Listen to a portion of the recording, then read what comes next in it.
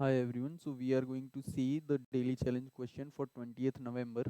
Question का नाम है टेक के of each character from left and right. तो इस क्वेश्चन में हमें एक स्ट्रिंग एस गिवन है जिसमें कि ए बी और सी कैरेक्टर्स ही अवेलेबल हैं और एक नॉन इंटीजर के दिया गया है, नॉन नेगेटिव इंटीजर के भी दिया गया है।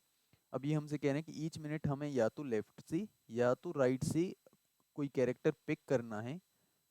इसको अगर हम फॉलो करें तो हमें मिनिमम नंबर ऑफ मिनट्स जो लगेंगे वो रिटर्न करने हैं टू पिक एटलीस्ट के ऑफ ईच कैरेक्टर। तो ए बी एंड सी की एटलीस्ट के अकरेंसेस को अगर हमें पिक करना है तो जो भी मिनिमम टाइम इसमें लगेगा वो हमें रिटर्न करना है। अगर आंसर पॉसिबल ना हो किसी केस में तो -1 रिटर्न करना है। अब ये कैसे पॉसिबल हो सकता है, तो देखिए अगर जो नंबर ऑफ सीज हैं पूरी स्ट्रिंग में प्रेजेंट वो 5 ही हैं या 4 ही हैं या 3 हैं और के की वैल्यू 6 दे दी है, तो अब ऑब्वियस सी बात है जब अवेलेबल ही 5 है तो वी कैन नॉट पिक 6, तो उस केस में आंसर -1 रिटर्न करना है। एग्जाम्पल से समझते हैं, यहाँ पे के हमें 2 दिया गया है और ये हमारी स्ट्रिंग है, गिवन स्ट्रिंग। तो देखते हैं इसका आंसर क्या हो सकता है। तो मान लीजिए एक बार को कि हम सिर्फ लेफ्ट से ही पिक करना स्टार्ट करते हैं, तो अगर हम लेफ्ट से पिक करेंगे तो यहाँ पे हमें 2 ए मिल चुके हैं, एक बी मिला है। अब हमें एक बी और 2 सी चाहिए। यहाँ पे आते आते हमें एक सी और मिल गया है। फिर उसके बाद यहाँ तक हमें 2 बी मिल चुके हैं और यहाँ पे आके 2 सी भी मिल गए हैं। ए जितने हमें चाहिए थे उससे ज़्यादा मिली, बट हमें तो मिनिमम से मतलब है, अगर मिनिमम मिल गए और ज़्यादा मिल रहे हैं तो कोई इशू नहीं है। तो यहाँ तक आते आते ना हमें एकदम सारी स्ट्रिंग को पिक करने के बाद हमारी रिक्वायरमेंट सेटिस्फाई हुई, तो इसकी इसमें आंसर 12 रहेगा, इस स्ट्रिंग की लेंथ। तो ये तो था लेफ्ट से अगर हम सारे एलिमेंट्स को पिक करें। सपोज हम राइट से पिक करते हैं तो उस केस में क्या होगा, एक सी मिल गया, एक बी मिल गया, एक ए मिल गया, यहाँ तक आते आते दोनों ए मिल गए। फिर 2 सी मिल चुके हैं यहाँ तक आते आते हमें। उसके बाद बी को फाइंड करते करते हम यहाँ तक आ गए, तो हमारे 2 बी मोर देन 2 ए और 2 सी यहाँ तक मिल चुके हैं। तो इसकी लेंथ क्या रहेगी, 12 माइनस 2। यहाँ पे ये दो एलिमेंट बस छूट रहे हैं, तो इसका आंसर होगा 10, अगर हम सारे कैरेक्टर्स राइट से पिक करें। अब अगर हम दोनों साइड से कुछ एलिमेंट्स लेफ्ट से पिक कर लें, कुछ एलिमेंट्स राइट से पिक कर लें, उस केस में जो आंसर है वो 8 आ रहा है और ये मिनिमम आंसर जो पॉसिबल है वो 8 रहेगा। तो देखते हैं ये कैसे। तो अगर हम यहाँ से शुरू से 3 कैरेक्टर्स पिक कर लें, ए बी, और रिमेनिंग 5 कैरेक्टर्स राइट से अगर हम पिक करेंगे, तो देखिए यहाँ पे हमें दोनों सी मिल चुके हैं, दोनों ए मिल चुके हैं, एक बी यहाँ मिल गया और एक बी यहाँ मिल गया, राइट। तो 2 बी मिल चुके हैं, 2 सी मिल चुके हैं, मोर देन 2 ए मिल चुके हैं, तो हमारी रिक्वायरमेंट सेटिस्फाई हो गई। दैट्स हाउ इसका आंसर 8 है। एक और एग्जांपल देखते हैं। यहाँ पे देखिए सिर्फ एक ही कैरेक्टर है ए, कि एक दिया गया है, तो हम ए तो एक पिक कर लेंगे, बट बी और सी अवेलेबल ही नहीं है, तो दैट्स वाई यहाँ पे आंसर -1 है। जो मैक्सिमम पॉसिबल लेंथ है वो 10⁻5 हो सकती है। एस में केवल ए बी और सी ही कैरेक्टर्स हैं और के की वैल्यू 0 से लेके 10⁻5 के बीच में कुछ भी पॉसिबल है। तो इसके सॉल्यूशन की अगर बात करें तो सबसे जो पहला सॉल्यूशन दिमाग में आया था वो है रिकर्सिव, राइट। क्योंकि हमें दोनों साइड से पिक करते हुए ट्राई करना है, कि हो सकता है हम लेफ्ट से कुछ भी ना पिक करें, सारी राइट से पिक कर लें, हो सकता है हम लेफ्ट से 2 पिक करें, बाकी राइट से पिक करें। तो हमें मल्टीपल वेज ट्राई करने हैं, राइट। और जब भी क्वेश्चन आता है कि हमें मल्टीपल वे या सारे वेज ट्राई करने हैं, तो ऑब्वियस सी बात है most suitable approach is recursive way. But उसमें इशू क्या हो रहा है कि हमें ना बहुत सारे वेरिएबल्स मेंटेन करके चलना पड़ रहा है। सबसे पहले तो हमें दो indexes, left index and right index के लिए दो वैल्यूज लेके चलनी पड़ेंगी, तो ये दो चेंजिंग स्टेट्स हो जाएंगी। फिर उसके बाद 3 कैरेक्टर्स के लिए हमें एटलीस्ट मतलब कोई स्ट्रक्चर बनाना पड़ेगा, राइट, जो कि इनके काउंट्स होल्ड करेगा। तो कोड बहुत ज़्यादा मैसी हो जा रहा था। फिर जब इसका दूसरा तरीका सोचा, फिर जाके ये क्वेश्चन एकदम बच्चों वाला क्वेश्चन बन गया। यहाँ पे ना ये क्वेश्चन डायरेक्टली फॉर्म नहीं हुआ है। सबसे पहले उन्होंने एक इजी क्वेश्चन फॉर्म किया, फिर उस क्वेश्चन का इन्वर्स लिया, और उसमें ये मिनट वाला फंडा भी उन्होंने उसके बाद ऐड किया है कि हर मिनट पे हम एक कैरेक्टर पिक कर रहे हैं, ताकि और ज़्यादा कॉम्प्लेक्स हो क्वेश्चन। बाकी है नहीं ये इतना टफ। तो समझते हैं कि हम इसको कैसे सॉल्व कर सकते हैं। तो इसका फंडा ये है कि सपोज हमें यहाँ पे के दो ए, 2 बी और 2 सी पिक करने हैं, राइट। क्या इसका मतलब ये नहीं है कि जो भी हमने पिक कर लिए हैं ना, उसके अलावा जो बचे हुए एलिमेंट्स हैं उनको हमें छोड़ देना है, राइट। तो अगर हमें मिनिमम पिक करने हैं, इसका एक मतलब ये भी तो हुआ कि हमें मैक्सिमम कैरेक्टर्स रिमूव करने हैं, राइट। तो देखते हैं, अगर हम सारे सपोज कुछ एलिमेंट्स लेफ्ट से पिक किए, एक्स एलिमेंट्स अगर हमने लेफ्ट से पिक किए, वाई एलिमेंट्स अगर हमने राइट से पिक किए, तो जो बचे हुए N minus X minus Y characters होंगे वो तो सब स्ट्रिंग ही होगी ना इस स्ट्रिंग की, क्योंकि ये तो कंटिन्यूस ही हमने लेफ्ट वाले कुछ पिक कर लिए, राइट वाले कुछ पिक कर लिए।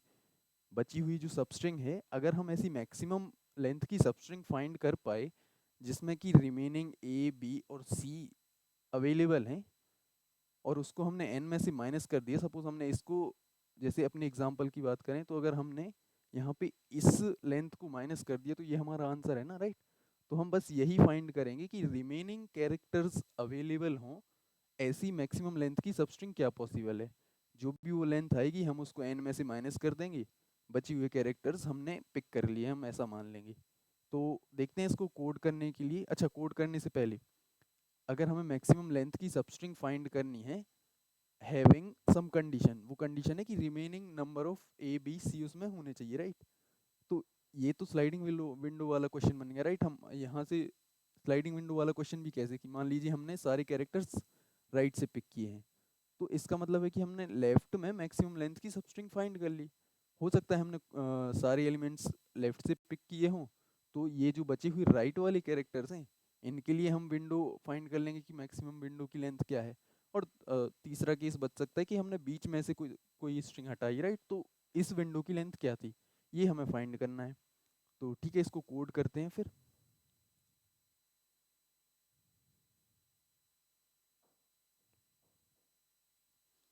तो सबसे पहले तो टोटल काउंट्स निकाल लेते हैं ताकि हम फिजिबिलिटी ही चेक कर पाएँ कि ऐसा तो ना नहीं है कि आंसर पॉसिबल ही नहीं है, जैसा कि इस केस में था, राइट।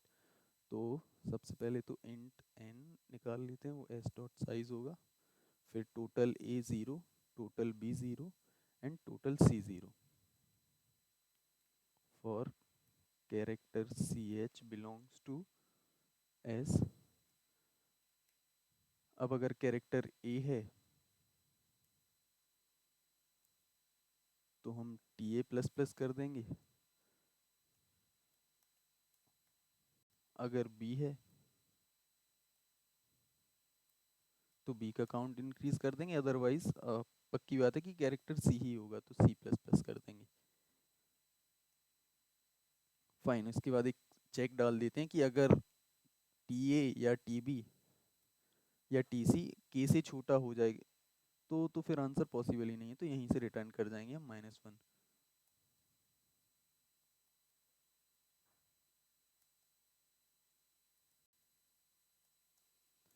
अगर ऐसा नहीं है तो हम तीन वेरिएबल्स बना लेते हैं जो कि रिमेनिंग ए बी और सी के काउंट को होल्ड करेंगे। तो इंट रिमेनिंग ए,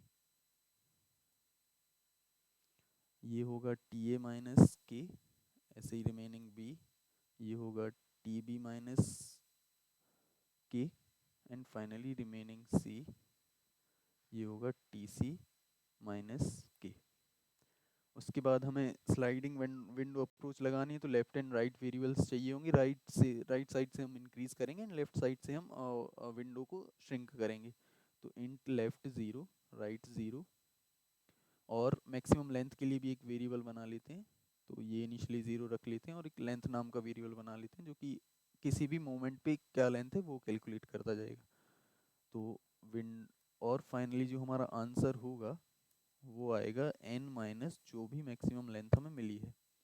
अब देखते हैं यहाँ पे बीच में इस स्लाइडिंग विंडो की लेंथ को कैसे फाइंड करेंगे। तो सबसे पहले तो हम एक लूप लगाते हैं, जब तक r n से छोटा है तब तक हमें राइट साइड से विंडो को एक्सपेंड करना है, राइट। तो विंडो को अगर हम एक्सपेंड कर रहे हैं तो जो हमारी लेंथ है वो प्लस प्लस हो जाएगी, और आर को तो हमें हर आइट्रेशन पे इंक्रीज करना ही है, तो हमने लेंथ को इंक्रीज कर दिया। उसके बाद अब हमने जो करंट कैरेक्टर पिक किया है वो ए बी या सी में से कुछ हो सकता है, राइट। तो हम इनको रिमेनिंग, अच्छा, रिमेनिंग के लिए तो हमने काउंट ले लिया है, करंट काउंट क्या है उसके लिए भी तीन वेरिएबल ले लेते हैं। तो int A zero, be zero और सी भी ज़ीरो है अभी करंटली। तो करंट जो भी हमारा कैरेक्टर है वो ए बी या सी में से जो भी होगा हम उनके काउंट बढ़ा देंगे। तो यहाँ पे एक वेरिएबल बना लेते हैं कैर सी एच, और ये रहेगा हमारा एस ऑफ आर पे।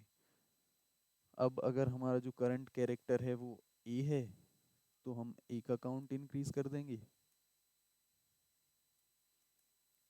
अगर करंट कैरेक्टर बी था तो यहाँ पे हमने बी का काउंट इंक्रीज कर दिया, अदरवाइज हमने सी का काउंट इंक्रीज कर दिया। तो यहाँ पे हमने अपनी विंडो को एक्सपेंड तो कर लिया। अब अगर ये हमने जब एक्सपेंड किया इस विंडो को, और एक्सपेंड करते करते ये कंडीशन से, जो हमारी कंडीशन है right, remaining A B C से ज़्यादा कैरेक्टर्स नहीं होने चाहिए, अगर ये इसको वॉयलेट करेगी तो फिर हमें लेफ्ट साइड से विंडो को श्रिंक करना पड़ेगा, right. Shrink the window until condition is not met। तो हमारी जो कंडीशन है वो है कि जो ए की काउंट्स हैं वो रिमेनिंग ए से ज़्यादा नहीं होने चाहिए, ऐसे ही जो बी की काउंट्स हैं वो रिमेनिंग बी से ज़्यादा नहीं होने चाहिए, अदरवाइज फिर जो हमें पिक करने हैं ना वो कैरेक्टर्स कम पड़ जाएंगे। और ऐसे ही जो सी का काउंट है वो रिमेनिंग सी से ज़्यादा नहीं होना चाहिए। अगर ऐसा है तो फिर हम लेफ्ट साइड से कैरेक्टर्स को रिमूव करना चालू करेंगे। तो एक यहाँ पे वेरिएबल बना लेते हैं, character C H to remove. ये आएगा एस ऑफ, हमें लेफ्ट साइड से वो करना है रिमूव, तो एस ऑफ एल पे हमें ये कैरेक्टर मिल जाएगा। और सेम ही कोड हम फिर से लिख देंगे कि अगर ए है तो हम ए को डिक्रीज कर देंगे, बी है तो बी को डिक्रीज, एंड सिमिलरली सी है तो सी को डिक्रीज कर देंगे। तो यहाँ पे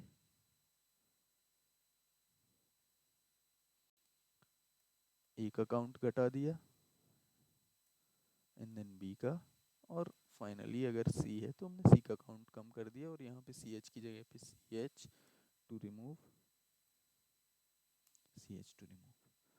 तो हमने अगर कोई कैरेक्टर हटाया है तो ऑब्वियस सी बात है कि उसके साथ साथ फिर हमें लेंथ को भी माइनस माइनस करना पड़ेगा। और हमने एलिथ कैरेक्टर तो हटा दिया है राइट, अगर एलिथ कैरेक्टर हटा चुके हैं हम तो हमें यहाँ पे एल जो इंडेक्स है उसको इंक्रीज कर देना है। और यहाँ पे भी हमने एक मिस्टेक कर दी है, इसको बी होना चाहिए कैरेक्टर। फाइन। तो जब ये लूप चल चुका है इसका मतलब अब इतना फॉर श्योर है कि जो हमारी विंडो है वो एक वैलिड विंडो है। तो अगर विंडो वैलिड विंडो है तो हम अपनी मैक्स लेंथ को अपडेट कर देते हैं। जो भी हमारी करंट लेंथ है, अगर ये लेंथ मैक्स लेंथ से ज़्यादा है तो हम मैक्स लेंथ में लेंथ की वैल्यू को पुट कर देंगे। तो यहाँ पे हमने मैक्स लेंथ को भी अपडेट कर दिया है। तो या इतना ही कोड था, एक बार इसको रन करके देखते हैं। So we have passed the given test cases. Let's try submitting this.